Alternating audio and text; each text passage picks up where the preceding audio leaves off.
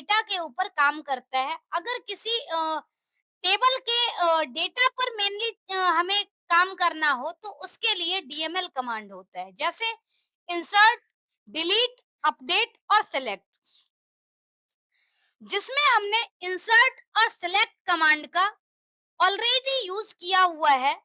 Last video में भी use किया था। बेसिक एसक्यूएल कमांड वाली वीडियो में भी हमने इंसर्ट और सिलेक्ट के बारे में पढ़ा है। तो डिलीट और अपडेट ये दोनों कमांड रहता है। तो आज हम लोग जो डिस्कस करेंगे डीएमएल कमांड में वो मेनली डिलीट और अपडेट कमांड होगा। तो स्टार्ट करते हैं। पहला है डिलीट कमांड। अगर डिलीट कमांड की बात करें तो delete command is used to delete data from the table. यानी कि कहीं पर भी हमें अगर टेबल का डेटा डिलीट करना हो तो इस केस में हम क्या करते हैं, डिलीट कमांड का यूज करते हैं।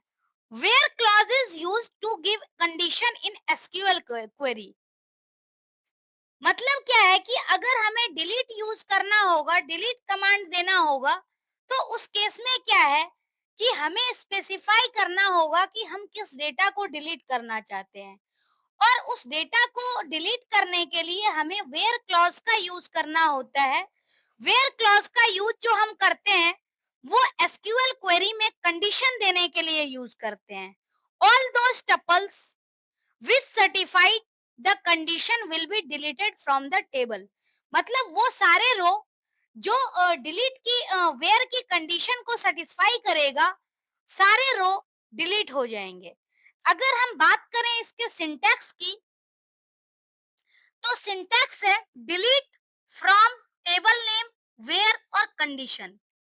यानी हमें डिलीट करना है, कहां से डिलीट करना है, तो जिस टेबल से डिलीट करना है उसका नाम लिखना है फ्रॉम के बाद, और वेयर के साथ कंडीशन की हमें किस कंडीशन के बेस पे डेटा डिलीट करनी है। जैसे हम एग्जांपल यहाँ ले रहे हैं कि ऑल स्टूडेंट का डेटा दिया हुआ है, और अगर हमें ग्रेटर देन 7 ग्रेटर देन 5 वाली जो भी आईडी है उस स्टूडेंट का डेटा हमें डिलीट करना है, तो हम कैसे करेंगे एग्जाम्पल के तौर पर देखते हैं। जैसे हमने क्या किया है, एक टेबल लिया। अगर हम टेबल को देखें select star from student command से, तो ये टेबल में हमें टोटल 7 रोज शो हो रहा है। 7 रो शो हो रहा है। अब हम चाहते हैं कि इसमें ऐसे स्टूडेंट का डेटा डिलीट हो जाए जिसकी आईडी ग्रेटर देन 5 है। मतलब हमें वो कमांड यूज करना है डिलीट फ्रॉम स्टूडेंट। यानी डिलीट फ्रॉम स्टूडेंट कहां से डिलीट करनी है, तो वेयर आईडी ग्रेटर देन 5। अब आईडी ग्रेटर देन 5, इसका मतलब आईडी ग्रेटर देन 5 दो है, 6 और 7। मतलब ये दोनों डेटा डिलीट होनी चाहिए। तो इसको चेक करने के लिए जब ये क्वेरी एग्जीक्यूट करती है, तो इसको हम चेक करने के लिए फिर से सिलेक्ट स्टार कमांड का यूज करते हैं। Select star from student. यहाँ हम ध्यान से देखें तो 1 to 5 वाली आईडी एग्जिस्ट कर रही है, 6 और 7 वाली डिलीट हो चुकी है। तो इस तरह से हम कह सकते हैं कि जो डिलीट कमांड है वो किसी स्पेसिफिक रो को डिलीट करने के लिए होता है, और कंडीशन स्पेसिफाई करने के लिए हम वेयर क्लॉज का यूज करते हैं कि हमें कौन सा डेटा डिलीट करना है। ऐसे ही नेक्स्ट कमांड है update. Update command is used to update data from the table. Update command का यूज करके हम क्या कर सकते हैं, किसी भी टेबल से डेटा को डिलीट कर सकते हैं। फर्दर वही चीज है कि हम डेटा अगर अपडेट करना चाहें तो किसको अपडेट करना चाहेंगे। अगर हम कंडीशन स्पेसिफाई नहीं करते तो बाय डिफॉल्ट सारी अपडेट हो जाएगी, सारी डिलीट हो जाएगी। तो इसके लिए क्या है, हमें कंडीशन देना होता है कि हमें किस डेटा को डिलीट करना है या अपडेट करना है। तो अपडेट के केस में भी सेम चीज है कि हमें जिस डेटा को अपडेट करना होगा, उसके लिए हम वेयर क्लॉज का यूज करके कंडीशन देंगे। वैसे रो जो कंडीशन को सेटिस्फाई करेगा, उसका डेटा अपडेट हो जाएगा। अब जैसे यहाँ पर सिंटैक्स की अगर हम बात करें, तो सिंटैक्स है अपडेट टेबल नेम, यानी हमें किस टेबल को अपडेट करना है। अपडेट करके क्या करनी है, तो सेट कॉलम नेम। अब उस कॉलम का डेटा क्या होना चाहिए, वो हमें देना है, यानी set column name equal to new data. मतलब ये हमने दिया कि किसको अपडेट करनी है, किस वैल्यू से अपडेट करनी है, तो उसके लिए हम सेट यूज करते हैं। कॉलम नेम यानी किस कॉलम को अपडेट करनी है और किस वैल्यू से अपडेट करनी है, वो डेटा देते हैं। लेकिन कहाँ अपडेट करनी है, उसके लिए हमें वेयर और कंडीशन देना होगा। अगर हम वेयर कंडीशन नहीं देते हैं, तो बाय डिफॉल्ट क्या होगा कि पूरे टेबल का जो कॉलम है वो अपडेट हो जाएगा। तो यहाँ पर अगर हम चाहें एग्जांपल लेना कि जो स्टूडेंट है, जिस भी स्टूडेंट का एड्रेस दिल्ली है, जो एड्रेस है वो दिल्ली से सोनीपत होना चाहिए, लेकिन किसका एड्रेस अपडेट होना चाहिए, हुज नेम इज अमित। मतलब हमने कंडीशन दे दी कि अमित नाम का स्टूडेंट अगर है, तो उसकी जो एड्रेस है वो कन्वर्ट होनी चाहिए दिल्ली टू सोनीपत। तो यहाँ पर हमारे पास दिया हुआ है एक टेबल, जिसमें स्टूडेंट का नाम भी अमित है प्रेजेंट, और एड्रेस में दिल्ली है। तो दिल्ली तो दो जगह है, लेकिन दोनों अपडेट नहीं करना है। हमें अपडेट किसका करना है, तो जिसका नेम अमित हो। मतलब हमें कंडीशन यहाँ पर डिफाइन करनी है। अब अगर हम कंडीशन डिफाइन करते हैं, तो इस तरह से कंडीशन होगा, जैसे update student set address equal to Sonipat. यानी हमें अपडेट क्या करनी है, स्टूडेंट टेबल को अपडेट करनी है। क्या अपडेट करनी है, तो एड्रेस में हमें सोनीपत लिखना है, लेकिन किसके एड्रेस में सोनीपत लिखना है, तो where student name equal to Amit. अब जब ये क्वेरी एग्जीक्यूट होगा और हम सिलेक्ट कमांड की हेल्प से इस टेबल को देखेंगे, तो आप देख पा रहे होंगे कि जो अमित का एड्रेस दिल्ली था, अब ये दिल्ली से कन्वर्ट हो गया है सोनीपत। तो इस तरह से अपडेट कमांड जो है वो यूज करता है। इस तरह से अपडेट कमांड और डिलीट कमांड दोनों हमने पढ़ लिया।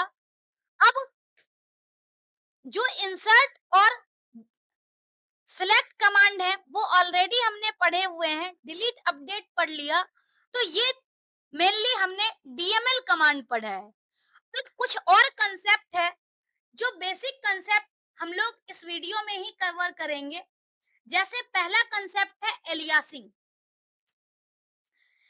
एलियासिंग एक ऐसी टेक्निक है जो कि किसी टेबल या कॉलम का कोई निक नेम या टेम्पोररी नेम असाइन करता है। Aliasing in SQL is the process of assigning a nickname or temporary name to a table or column. We create aliases to make queries more readable and easier to use. कई बार table या column का नाम लंबा होता है, तो इसके लिए हम क्या करते हैं, उसको छोटे नाम में कन्वर्ट कर देते हैं। Alias created using as keyword. मतलब हम जब कभी भी एलियास क्रिएट करते हैं, तो उसके लिए हमें एज कीवर्ड का यूज करना होता है। Creating aliases does not change name of any table और कॉलम परमानेंटली। जब भी हम लोग एलियासिंग करते हैं, तो उस टाइम में किसी टेबल या कॉलम का नाम परमानेंटली नहीं चेंज होता है, सिर्फ हमें आउटपुट में चेंज दिखता है, टेम्पोरली चेंज दिखता है। जैसे अगर हम बात करें इस टेबल की, तो इस टेबल में हमारे पास क्या है, ID, student name, age, phone और एड्रेस। हम चाहते हैं कि इसमें से कुछ कॉलम हमें फेच होके मिले।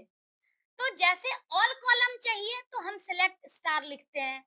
अगर हमें स्पेसिफिक कॉलम चाहिए, तो हम कॉलम का नाम लिखते हैं कॉमा सेपरेटेड, और जिस ऑर्डर में कॉलम का नाम लिखेंगे उसी ऑर्डर में हमें डेटा शो होगा। जैसे हमने यहाँ पर क्या किया, सिलेक्ट आईडी, यानी आईडी शो होगा, दूसरा स्टूडेंट नेम शो होगा, लेकिन स्टूडेंट नेम कैसे शो होगा, तो एज नेम, मतलब यहाँ पर हमने एलियासिंग क्रिएट कर दी है, एलियासिंग कर दी है, स्टूडेंट नेम से कन्वर्ट होकर के यहाँ पर नेम हमें शो करेगा। और फ्रॉम स्टूडेंट, अब इससे जो हम आउटपुट देख रहे हैं, तो आउटपुट में क्या आ रहा है, आईडी और स्टूडेंट नेम की जगह नेम, मतलब हम कह सकते हैं कि टेम्पोरली यहाँ पर कॉलम का नाम चेंज हो गया। तो इसी टेक्निक को हम एलियासिंग कहते हैं, जब हमें किसी पर्टिकुलर कॉलम के नाम को चेंज करके और कोई निकनेम असाइन करना हो, और ये निकनेम जो होता है ये टेम्पोरली असाइन किया जाता है। तो ये एलियासिंग का टेक्निक है। अब हम लोग कुछ क्लॉजेस और ऑपरेटर के बारे में पढ़ेंगे, जो कि हम लोग कभी वेयर कंडीशन के साथ यूज करते हैं, या डेटा फेच करने में हमें कुछ पर्टिकुलर क्लॉज का यूज करना होता है। जैसे पहला क्लॉज है डिस्टिंक्ट क्लॉज। डिस्टिंक्ट क्लॉज का यूज क्या होता है कि कई बार हमें डुप्लीकेट वैल्यू को टेबल से रिमूव करके और रिजल्ट फेच करना होता है, तो उस केस में हम क्या करते हैं, डिस्टिंक्ट क्लॉज यूज करते हैं। जैसे कि अगर हम बात करें कि एक टेबल है और उस टेबल में डेटा को हमें फेच करना है, लेकिन आउटपुट के टाइम पे क्या है कि डेटा हमारा डुप्लीकेट नहीं शो होना चाहिए। जैसे हम एग्जांपल लेते हैं, अगर हम डिस्टिंक्ट क्लॉज का यूज करते हैं, तो डिस्टिंक्ट क्लॉज भी टेम्पोररी होता है और सिर्फ आउटपुट के दौरान शो होता है। Distinct clause can be used for more than one column. जैसे यहाँ हम एग्जांपल लें, एक टेबल है, टेबल का डेटा हम लोग देख रहे हैं, सिलेक्ट स्टार फ्रॉम स्टूडेंट, तो पूरा डेटा हमें दिख रहा है, लेकिन हम ये भी देख रहे हैं कि आईडी में हमारे पास दो डुप्लीकेट डेटा है। अगर हम चाहते हैं कि आउटपुट में हमारे पास सिर्फ यूनिक आईडी शो होनी चाहिए, डुप्लीकेट नहीं शो होनी चाहिए, तो उस केस में हम क्या करेंगे, यहाँ पर डिस्टिंक्ट क्लॉज का यूज करेंगे। जैसे यहाँ पर क्या है, here in student table two duplicate IDs 1 and 3 are present, जो हमने देखा है already. now distinct clause can extract only unique values। जैसे हम क्या करते हैं, अगर हम select ID from student लिखें, तो उससे क्या होगा, सिर्फ हमें ID वाला कॉलम फेच होगा। तो उससे क्या है कि select आईडी फ्रॉम स्टूडेंट लिखने से कुछ इस तरह का आउटपुट आएगा, 1 2 3 4 5 और फिर से 1 3, जो भी है टेबल में इस तरह से आएगा। लेकिन हम चाहते हैं कि ये वैल्यू रिमूव हो जाए, डुप्लीकेट वैल्यू, तो हमने यहाँ पर क्या किया, डिस्टिंक्ट का यूज किया है, मतलब जिस भी कॉलम से रिलेटेड डेटा से हमें डुप्लीकेट डेटा रिमूव करना होगा, जिस कॉलम से हमें डुप्लीकेट डेटा रिमूव करना होता है, उसके पहले हम डिस्टिंक्ट यूज करते हैं। जैसे यहाँ पर अगर हमें देखना हो, तो हमने क्या किया है, select distinct ID from student, तो इससे आउटपुट क्या आ रहा है, आईडी वाला कॉलम सिर्फ आ रहा है, क्योंकि हम लोग सिर्फ आईडी फेच कर रहे हैं। लेकिन डिस्टिंक्ट मतलब इसमें टोटल रो तो 7 थी, लेकिन 5 ही यूनिक रो थी, तो 5 यूनिक रो हमें आउटपुट में शो हो रहा है। Duplicate values are removed in output, but ध्यान रहे कि जो टेबल है, टेबल में डुप्लीकेट वैल्यू रिमूव नहीं हुई है, टेबल में ऑलरेडी प्रेजेंट होगा, ये सिर्फ हमें आउटपुट में शो हुआ है डिस्टिंक्ट, क्योंकि ओरिजिनल टेबल में कोई चेंज नहीं होता है। नेक्स्ट है वेयर क्लॉज। वेयर क्लॉज का यूज करके हम क्या करते हैं, कुछ स्पेसिफिक रिजल्ट को फिल्टर करते हैं, और वेयर क्लॉज का यूज करके हम डिफरेंट कंडीशन देते हैं। अगर कोई पर्टिकुलर रो कंडीशन को सेटिस्फाई करता है तो वही फाइनल रिजल्ट में शो होगा। The where clause is very powerful technique to select particular rows from a table. It can be used to filter by the value in a column, by the value in multiple columns, or by outcome of any calculation. कहने का मतलब क्या है कि जब कभी हम where clause का यूज करते हैं तो पर्टिकुलर रो ही एक्सेस होता है, और वेयर क्लॉज जो है वो कॉलम की वैल्यू के आधार पे, मल्टीपल कॉलम की वैल्यू के आधार पे या कैलकुलेशन के आधार पे वेयर कंडीशन रो को फेच करता है। अगर हम इसके यूजेस की बात करें तो where clause can be used with select statement to filter the result. मतलब जो हम सेलेक्ट कमांड यूज करते हैं तो उस केस में क्या हो रहा है कि बिना कंडीशन के बाय डिफॉल्ट सारा रो फेच हो रहा है। अगर हम चाहते हैं कि कुछ स्पेसिफिक डेटा ही फेच हो तो उस कंडीशन में हम सिलेक्ट कमांड के साथ वेयर क्लॉज यूज कर सकते हैं। नेक्स्ट है, where clause can be used with update statement to update the data of a table that matches with the condition. जैसे हमने देखा भी है अपडेट और डिलीट स्टेटमेंट में कि जब कभी भी हम अपडेट स्टेटमेंट में स्पेसिफिक रो को अपडेट करना होगा तो उसके लिए हमें वेयर कंडीशन यूज करना होता है। अगर वेयर कंडीशन यूज नहीं करेंगे तो बाय डिफॉल्ट क्या होगा, सारा डेटा अपडेट हो जाएगा, वो पूरा कॉलम ही अपडेट हो जाएगा। ऐसे ही है, where clause can be used with delete statement to delete the rows of a table that matches with the condition. मतलब अगर हमें कोई रो डिलीट करना हो तो रो डिलीट करने के लिए भी हम क्या करते हैं, कंडीशन लिखते हैं, और कोई कंडीशन अगर मैच हो जाए तो मैचिंग कंडीशन का डेटा फेच करके हमें रिजल्ट देता है। यानी जो मैचिंग कंडीशन वाला रो है वो डिलीट हो जाएगा। नेक्स्ट है, अगर हम इसके एसक्यूएल सिंटैक्स की बात करें तो एसक्यूएल सिंटैक्स क्या है, वेयर और कंडीशन। वेयर के साथ डिफरेंट डिफरेंट कंडीशन हो सकते हैं। हम वेरियस ऑपरेटर्स का भी यूज कर सकते हैं, कई बार हम मल्टीपल कंडीशंस को कंबाइन भी कर सकते हैं। तो एक एक करके हम देखेंगे यहाँ पर डिफरेंट क्लॉजेस का यूज करके हम वेयर में कंडीशन दे सकते हैं। जैसे पहला एग्जांपल है, to filter the result based on only one condition. जैसे क्या है, हमारे पास टेबल है, इंटायर टेबल दे रखी है, हम चाहते हैं कि सिलेक्ट कमांड में अब तक तो हम लोग यही देख रहे थे कि पूरा का पूरा टेबल फेच करें, लेकिन हम चाहते हैं कि कुछ स्पेसिफिक कंडीशन के आधार पे डेटा फेच हो। तो हमने यहाँ पर सेम क्वेरी लिखी है, सिलेक्ट स्टार फ्रॉम स्टूडेंट, लेकिन हमने क्या कर दिया है, इस टाइम पे कंडीशन दी है कि कंडीशन जो होनी चाहिए वो एज होना चाहिए लेस देन इक्वल टू 17। मतलब 17 से ऊपर वाला जो होगा वो डेटा हमें सिलेक्ट स्टेटमेंट का आउटपुट में शो नहीं होगा। तो अगर हम ध्यान से देखें तो ग्रेटर देन 17 वाला शो नहीं होना चाहिए, लेस देन इक्वल टू 17 तो ऑलरेडी कंसीडर करेगा। तो मतलब जिस जिस स्टूडेंट की एज 17 या 17 से कम थी वो हमें आउटपुट में शो हो रहा है, और जिसकी एज ग्रेटर देन 17 हो गई वो हमें आउटपुट में शो नहीं हो रहा है। यहाँ पर दो स्टूडेंट का डेटा था ग्रेटर देन 17 एज, तो वो दोनों स्टूडेंट शो नहीं कर रहा। यहाँ पर टेबल में 7 रो थे, रिजल्ट में 5 रो शो हो रहे।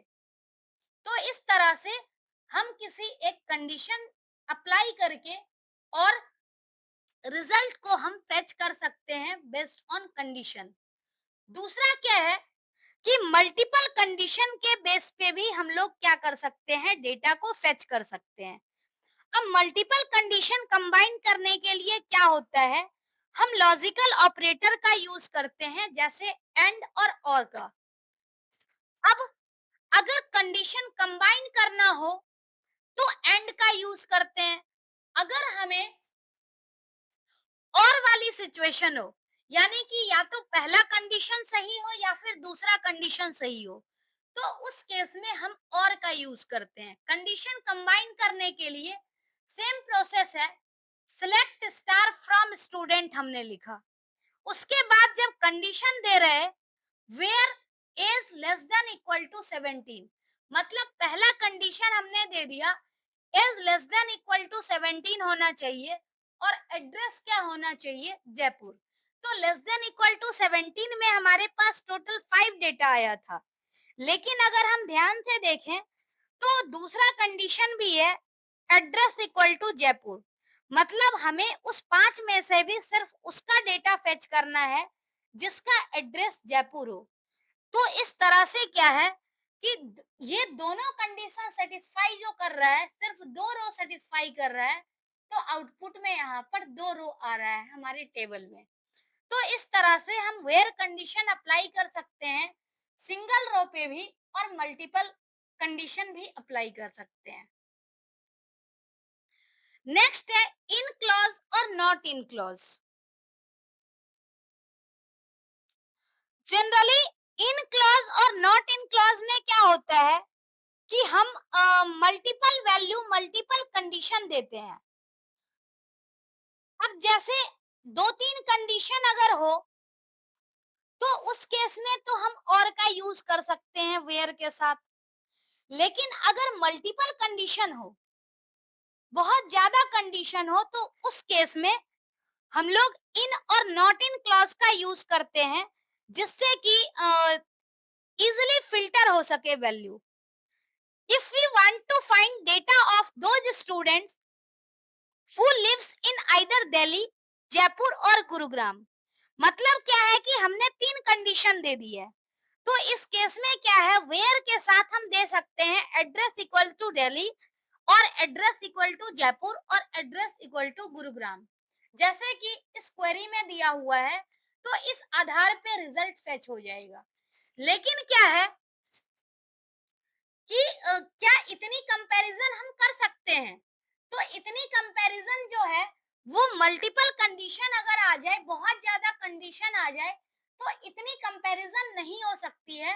उस केस में हमारे पास ऑप्शन होता है, एक इन क्लॉज है और एक नॉट इन क्लॉज है, जिसमें हम क्या कर सकते हैं, लिस्ट ऑफ आइटम की हेल्प से कंपैरिजन कर सकते हैं। एग्जाम्पल की हेल्प से देखेंगे, जैसे यहाँ पर क्या है, सेम चीज हमने लिखी है यहाँ और करके, तो हमें 3 कंडीशन देनी थी।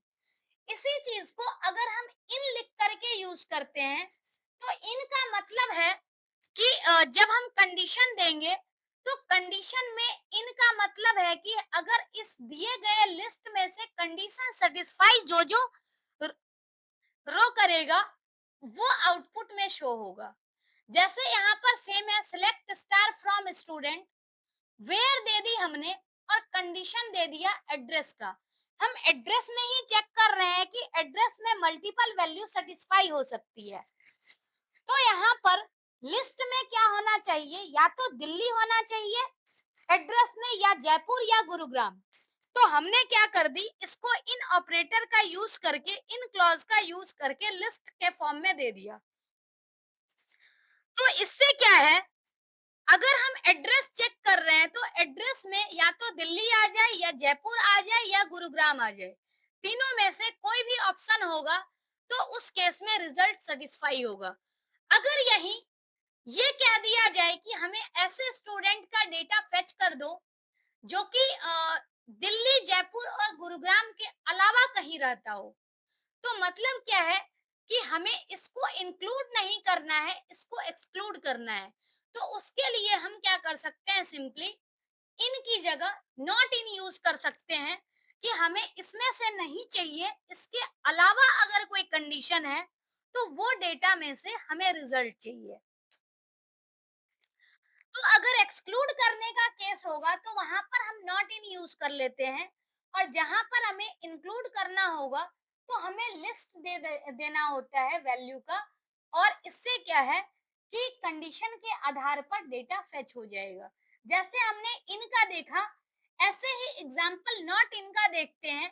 अब जैसे इसमें अगर हमें फेच करना है, if we want to find the data of those student who does not live in Delhi, Jaipur और गुरुग्राम, मतलब जस्ट कंडीशन उल्टा हो गया, और हम यहाँ पर ये चाहते हैं कि दिल्ली, जयपुर और गुरुग्राम में रहने वाला नहीं होना चाहिए, इसके अलावा कोई हो।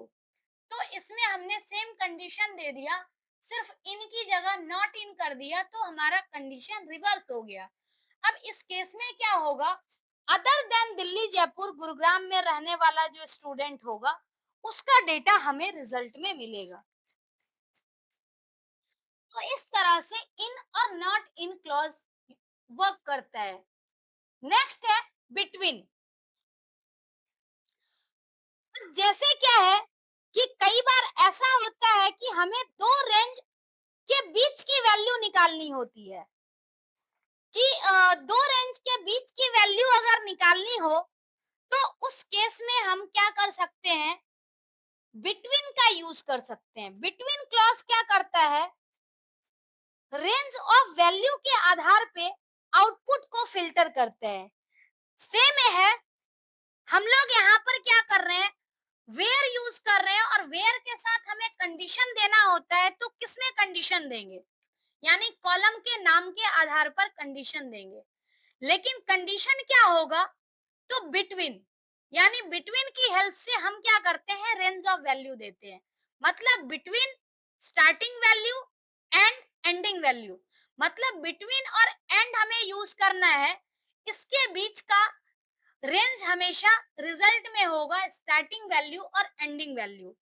नोट में क्या है, the final result between clause filters row of the table based on range of the values including starting and ending value. ध्यान रहे कि बिटवीन का मतलब ये नहीं होता है कि जो वैल्यू है उसके बीच की वैल्यू ही फेच करे, हमेशा इसमें स्टार्टिंग और एंडिंग वैल्यू भी इंक्लूड होती है। तो अगर हम यहाँ पर जैसे देखते हैं कि स्टूडेंट में से वो डेटा फेच करना है जिसकी एज 17 से 18 के बीच हो, यानी सिलेक्ट स्टार फ्रॉम स्टूडेंट, मतलब स्टूडेंट की सारी डिटेल फेच होगी, सारा कॉलम फेच होगा, किसके आधार पे, तो वेयर एज, यानी एज कॉलम के आधार पे। एज क्या होनी चाहिए, तो बिटवीन 17 एंड 18। अब 17 से 18 वाला जितना भी स्टूडेंट होगा, उसका डेटा आपको शो करेगा। एक यहाँ पर और भी सिचुएशन आता है, कई बार ये कह दिया जाता है, इसका जस्ट रिवर्स जो हमने इन और नॉट इन के केस में देखा। जैसे बिटवीन हमने यूज किया है, तो क्या है, इसके बीच का डेटा हमें फेच करके दे रहा है, including starting and ending value. कई बार ऐसा हो जाए कि हमें ये कह दिया जाए कि 17 और 18 के बीच के स्टूडेंट का डेटा हमें नहीं चाहिए और इसके अलावा सब चाहिए, तो हम क्या कर सकते हैं, बिटवीन की जगह बिटवीन से पहले हम नॉट लगा देंगे, तो क्या होगा, रिमेनिंग डेटा हमें शो करेगा। सेम क्वेरी में हम अगर लिख दें एज के बाद नॉट, तो क्वेरी बन जाएगा एज नॉट बिटवीन।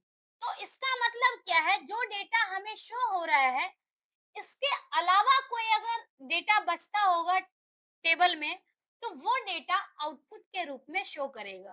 तो इस तरीके से हम बिटवीन क्लॉज का यूज करते हैं। नेक्स्ट है ऑर्डर बाय क्लॉज।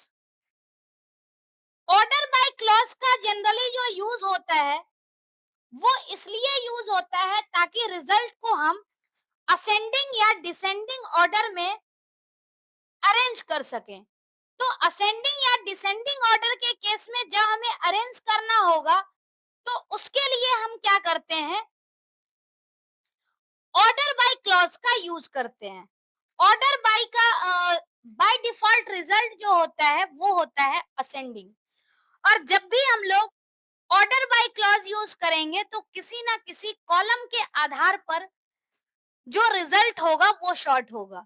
नोट दिया हुआ है, if not mentioned by default it will sort the output in ascending order. So if you want to sort data in ascending order, you need not to mention order of the sorting. लेकिन अगर हमें descending में लिखना होगा, तो descending के लिए either हम DESC या फिर डिसेंडिंग मेंशन करते हैं। असेंडिंग के लिए क्या होता है, ASC या फिर असेंडिंग।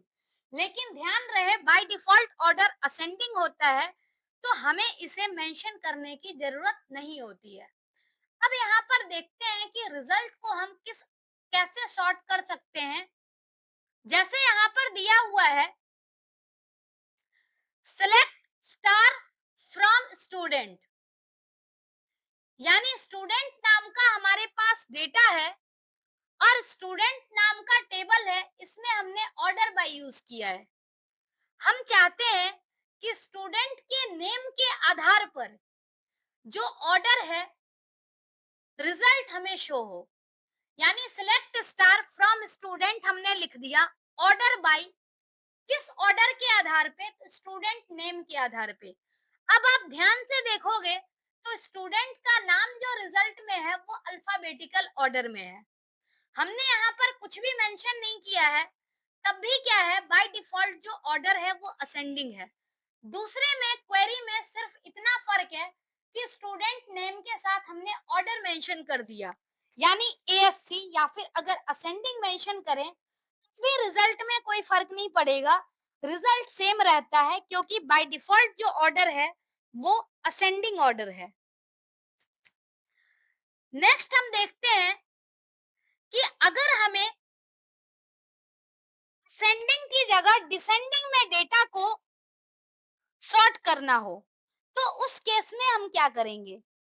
जैसे सिलेक्ट स्टार फ्रॉम स्टूडेंट, मतलब हमने क्या किया है, सिलेक्ट क्वेरी लिखी, ऑर्डर बाय स्टूडेंट नेम, यानी स्टूडेंट नेम के आधार पे ऑर्डरिंग होनी चाहिए, लेकिन कैसे, तो डिसेंडिंग ऑर्डर में। तो इस बार हमने स्टूडेंट नेम के आगे DESC लिख दिया। तो अगर हम रिजल्ट को ध्यान से देखें तो यहाँ पर स्टूडेंट नेम जो है वो एक ऑर्डर में अरेंज हो गया है, और ये ऑर्डर है डिसेंडिंग ऑर्डर में। तो इस तरह से हम लोग क्या कह सकते हैं कि डिसेंडिंग ऑर्डर के लिए हमें ऑर्डर मेंशन करना होता है। नेक्स्ट है, we can sort multiple columns together in ASC and DESC order. अब ये तो हमने एक एक करके ऑर्डरिंग करी है। नेक्स्ट ऐसा भी हो सकता है कि हम मल्टीपल कॉलम को अलग अलग बेसिस पे सॉर्ट करें। जैसे यहाँ पर हम चाहते हैं कि जो एड्रेस हो, एड्रेस हमारा डिसेंडिंग ऑर्डर में होना चाहिए और स्टूडेंट नेम असेंडिंग ऑर्डर में होना चाहिए। तो इसके अंदर क्या होता है, जनरली जिस कॉलम को हम मेंशन करते हैं उस कॉलम का नाम पहले प्रेफरेंस में सॉर्ट किया जाता है। अगर आप ध्यान से देखेंगे, जैसे सिलेक्ट स्टार फ्रॉम स्टूडेंट लिखा हुआ है, ऑर्डर बाय एड्रेस और DESC, तो हमने एड्रेस को पहले लिखा है, तो इसका मतलब क्या है, पहले एड्रेस की सॉर्टिंग हो गई डिसेंडिंग ऑर्डर में। जैसे कि यहाँ S वाला नाम पहले है और D वाला नाम बाद में है। अब इसी सेम डेटा को हम क्या कर रहे हैं, स्टूडेंट नेम के आधार पर सॉर्टिंग कर रहे हैं। तो स्टूडेंट नेम के आधार पे जब हम सॉर्टिंग कर रहे हैं, तो स्टूडेंट नेम असेंडिंग ऑर्डर में यहाँ पर है। तो हम यहाँ पर देख पा रहे हैं कि पहला प्रेफरेंस जो मिल रहा है वो एड्रेस को मिल रहा है, क्योंकि एड्रेस हमने क्या किया है, डिसेंडिंग में पहले लिखा है।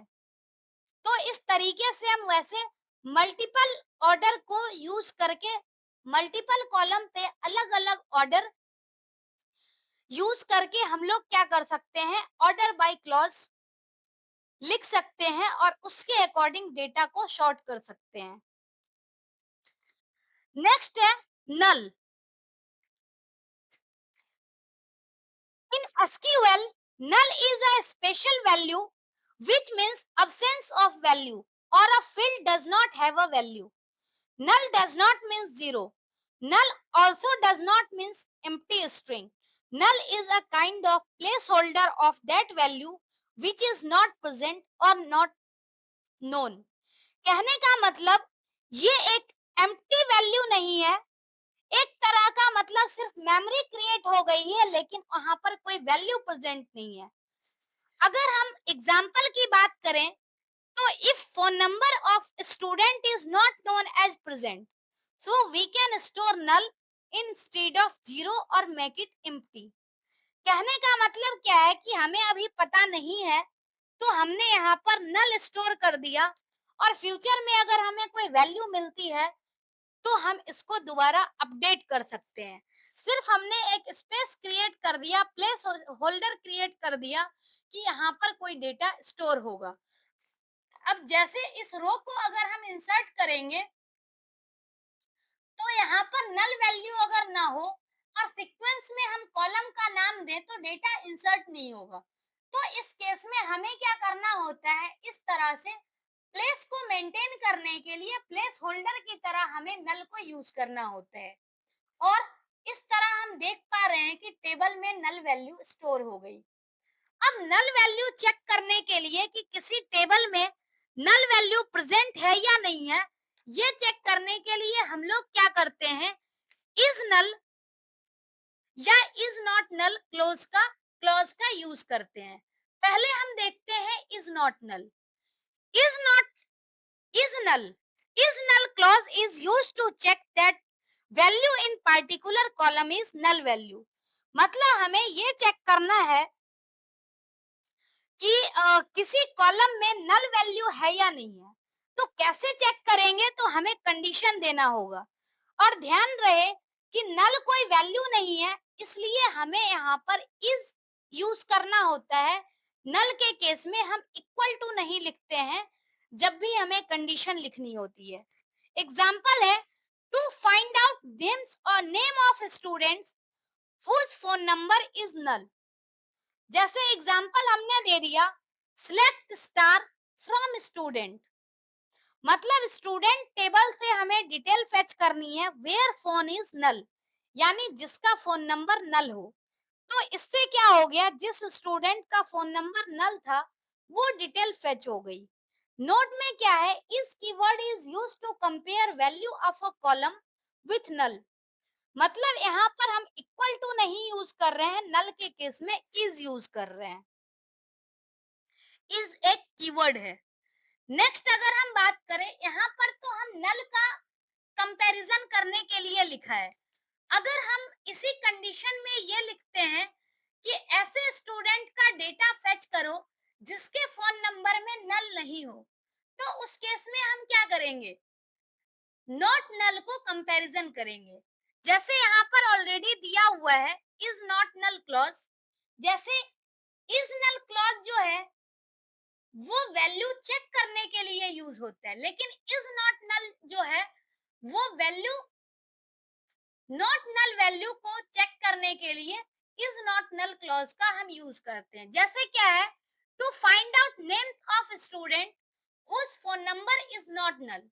अब इज नॉट नल हमने सेम यहाँ स्टेटमेंट लिखा इज नॉट नल।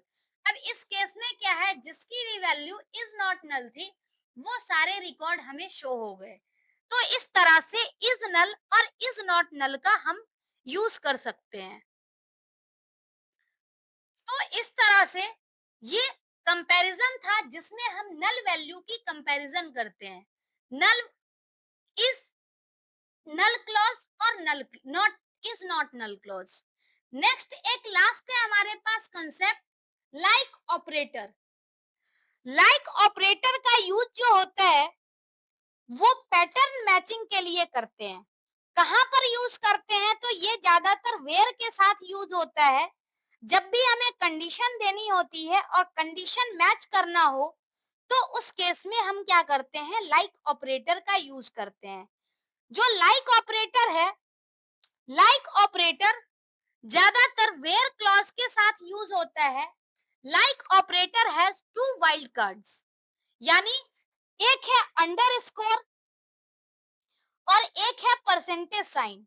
अगर हम अंडरस्कोर की बात करें तो अंडरस्कोर साइन क्या करता है, एग्जैक्टली वन कैरेक्टर को मैच करता है। परसेंटेज साइन जो है वो जीरो और मोर कैरेक्टर को मैच करने के लिए यूज होता है। एग्जाम्पल से एक एक करके हम समझते हैं। जैसे पहली कंडीशन है, to match a string that starts with S, its pattern will be S percent. जैसे यहाँ पर है कि हमें स्ट्रिंग को मैच करने हैं कि जिसका स्टार्टिंग एस से है। तो हमें ये तो पता है कि एस से स्टार्ट है, लेकिन एस के बाद ये नहीं पता है कि और क्या है। तो जब हमें एग्जैक्टली नंबर नहीं पता हो तो उस केस में हम परसेंटेज साइन का यूज करते हैं, यानी हमें नहीं पता है कि एस के बाद कितने कैरेक्टर हैं। तो इस केस में हम एस के बाद परसेंटेज यूज कर रहे हैं। क्वेरी है select star from student, next where student name like S, यानी स्टूडेंट का जो नाम है वो लाइक एस होना चाहिए, यानी एस से स्टार्ट होना चाहिए। एस से स्टार्ट हो करके हमारे पास कोई भी वैल्यू हो उससे मतलब नहीं है, लेकिन स्टार्टिंग एस से होना चाहिए। तो यहाँ पर ध्यान देंगे कि एस जो है, सोनम और सोनल दो में एस था, तो ये आउटपुट हमें शो हो रहा है। नेक्स्ट कंडीशन है to match a string that ends with A, ends with A है, इसका मतलब क्या है, एंडिंग तो ए है, ये हमें पता लग गया, लेकिन हमें ये नहीं पता है कि ए से पहले कितने कैरेक्टर हैं। तो जब एग्जैक्टली नंबर नहीं पता हो तो उस केस में हमें क्या करना है, परसेंटेज साइन। अब जो हम लोग पैटर्न मैच करेंगे वो करेंगे परसेंटेज ए से, क्योंकि हमें एंडिंग पता है कि एंडिंग वैल्यू ए होगा, लेकिन हमें ये नहीं पता कि स्टार्टिंग में और कितनी वैल्यू है। तो सेम क्वेरी यहाँ पर है, select star from student where student name और लाइक परसेंटेज ए। मतलब यहाँ पर क्या है कि हम परसेंटेज को चेक कर रहे हैं परसेंटेज ए लिख करके कि ए में जो है एंडिंग ए से हो रही है, लेकिन हमें ये नहीं पता कि इसके स्टार्टिंग में कितनी वैल्यू है। तो इस केस में स्टूडेंट नेम में क्या है, जिसकी भी वैल्यू ए से एंड हो रहा है वो सारे यहाँ पर फेच हो गए। नेक्स्ट क्या है, तीसरा कंडीशन ये है to match a string that contains with A, यानी ऐसा स्ट्रिंग हमें फाइंड आउट करना है जिसमें ए होना चाहिए, लेकिन हमें ये नहीं पता है कि ये ए कहाँ हो। तो ए कहीं भी हो सकता है, स्टार्टिंग में भी हो सकता है, लास्ट में भी हो सकता है, बीच में भी हो सकता है। तो हमें ये नहीं पता कि ए से पहले कितना कैरेक्टर है, तो हम यहाँ पर परसेंटेज लिख देंगे। ऐसे ही हमें ये नहीं पता कि ए के बाद कितना कैरेक्टर है, तो हम यहाँ भी परसेंटेज लिख देंगे। तो इस तरह से पैटर्न बन गया। अब हम सेम क्वेरी यूज करेंगे और पैटर्न हमें क्या लिखना है, परसेंटेज ए परसेंटेज।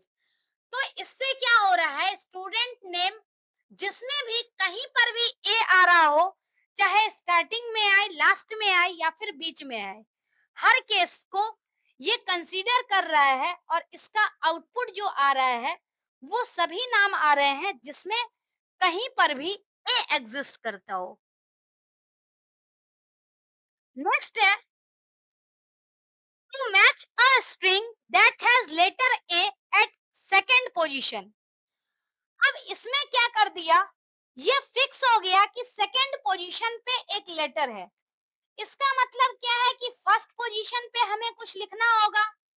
तो फर्स्ट पोजीशन पे क्या है, एग्जैक्ट फर्स्ट पोजीशन दिखाने के लिए या एग्जैक्ट पोजीशन दिखाने के लिए हम यहाँ पर क्या कर सकते हैं, अंडरस्कोर साइन का यूज कर सकते हैं। मतलब सेकंड पोजीशन पे ए है, हमने ए लिख दिया, लेकिन सेकंड पोजीशन बनाने के लिए क्या है, इसके पहले एक और लेटर आना चाहिए। तो एग्जैक्टली वन लेटर के लिए हम यहाँ क्या करते हैं, अंडरस्कोर साइन लिखते हैं, लेकिन आगे में हमें नहीं पता कि कितना कैरेक्टर है, तो इसके लिए क्या है, हमें परसेंटेज साइन यूज करना होगा और ये पैटर्न बनेगा। अगर हम कमांड यूज करते हैं तो कमांड में जो पैटर्न होगा वो होगा अंडरस्कोर ए परसेंटेज। तो इससे क्या है, स्टूडेंट नेम जहां पर भी सेकंड पोजीशन पे ए आ रहा है वो वैल्यू फेच हो गई। तो इस तरीके से हम क्या कर सकते हैं, पैटर्न मैचिंग कर सकते हैं। नेक्स्ट है to match a string that has exactly 5 character.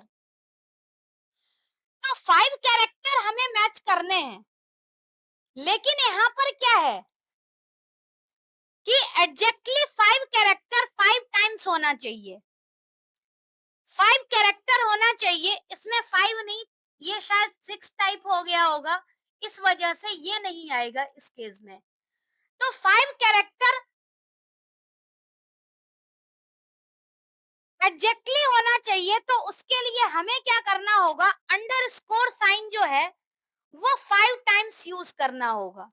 और 5 टाइम्स यूज करने के बाद अगर हम यहाँ ध्यान से देखें तो सिर्फ वो रिजल्ट शो हो रहा है जिसमें 5 कैरेक्टर हो, इसको हमें कंसीडर नहीं करना है। टोटल 3 रो जिसमें एग्जैक्टली 5 कैरेक्टर स्टूडेंट के नाम में आ रहा है, सॉरी स्टूडेंट के नाम का नहीं है, यहाँ पर क्या है, एड्रेस से हम कंपेयर कर रहे हैं। Select star from student where address like और 5 टाइम्स अंडरस्कोर। अब एड्रेस से जब हम कंपेयर कर रहे हैं तो सिर्फ वो एड्रेस हमें फैच होगा जिसमें एग्जैक्टली क्या है, 5 साइन हो, मतलब 5 कैरेक्टर हो। तो इस केस में क्या है, एड्रेस जिसमें भी 5 कैरेक्टर है वो रो हमें फेच हो गया। ऐसे ही लास्ट एग्जांपल है to match a string that has exactly 7 character and ends with T. इसका मतलब क्या है, 7 कैरेक्टर जब टोटल है और लास्ट कैरेक्टर टी है, इसका मतलब क्या है, लास्ट कैरेक्टर से पहले टोटल 6 कैरेक्टर हमारे पास और होना चाहिए। तो जैसे हमने लास्ट कैरेक्टर टी मेंशन किया है, तो इसका मतलब उससे पहले हमें 6 कैरेक्टर और लिखना होगा। तो एग्जैक्टली 6 कैरेक्टर लिखने के लिए हमें 6 टाइम अंडरस्कोर साइन यूज करना होगा बिफोर टी। तो इस तरीके से जब हम मेंशन करेंगे तो यहाँ पर आउटपुट आ रहा है, एड्रेस में सोनीपत जिसकी टोटल 7 कैरेक्टर है, एग्जैक्टली 7 कैरेक्टर, और लास्ट वैल्यू जो है लास्ट कैरेक्टर टी है। तो इस तरह से पैटर्न मैच होता है। तो आज जो हमने पढ़ा वो मेनली डीएमएल कमांड के बारे में पढ़ा, एलियासिंग का कंसेप्ट पढ़ा और साथ ही कुछ एसक्यूएल क्लॉजेस के बारे में पढ़े, कुछ ऑपरेटर्स पढ़े, जो भी एडिशनल कंसेप्ट था, जो भी कमांड में यूज होता है उसके बारे में हमने डिटेल में पढ़ा। तो आज के लिए इतना ही। Thank you so much.